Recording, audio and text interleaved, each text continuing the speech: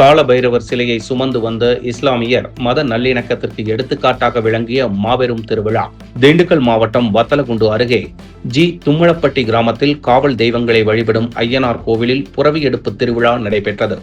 6 ஆண்டுகளுக்கு ஒருமுறை நடக்கும் இந்த திருவிழாவினை 200 ஆண்டுகள் பாரம்பரியம் மாறாமல் இப்பகுதி மக்கள் கொண்டாடி வருகின்றனர். 7 மிராஸ்தாரர்கள் மற்றும் ஊர் பொதுமக்கள் முன் நின்று நடத்தும் இந்த விழாவில் ஒரு மிராஸ்தாரரான இஸ்லாமியர் ஒருவர் பங்கேற்றார். காலையில் தொடங்கி மாலையில் முடியும் ஒரு நாள் திருவிழாவில் ஐயனார், கன்னிமார், சடையாண்டி, வேட்டைக்காரன், கருப்புசாமி மற்றும் குதிரை, யானை உள்ளிட்ட வாகனங்களின் சுட்ட மண் சிலைகள் அலங்கரிக்கப்பட்டு ஊர்வலமாக எடுத்து வரப்பட்டன.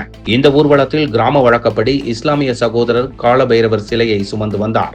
21 சிலைகளுடன் கிராமத்தின் பல்வேறு வீதிகள் வழியே வந்த இந்த ஊர்வலத்தில் திரளான பக்தர்கள் பங்கேற்று சுவாமி தரிசனம் செய்தனர். பள்ளிவாசல் பகுதியில் ஊர்வலம் வந்தபோது இஸ்லாமியர்கள் பழங்களை கொடுத்து வரவேற்றனர். ஐயனார் புரவி எடுப்பு திருவிழா முடிவில் சிலைகள் அனைத்தும் சோலைகளுக்கு கொண்டு செல்லப்பட்டன. தங்கள் முன்னோர்கள் கற்றுத்தந்த பாரம்பரியங்களை மாறாமலும் கிராம மக்களின் ஒற்றுமையை வெளிப்படுத்தும் விதமாகவும் மத நல்லிணக்கத்தை வலியுறுத்தி இந்த திருவிழா அனைவரின் கவனத்தையும் ஈர்த்துள்ளது.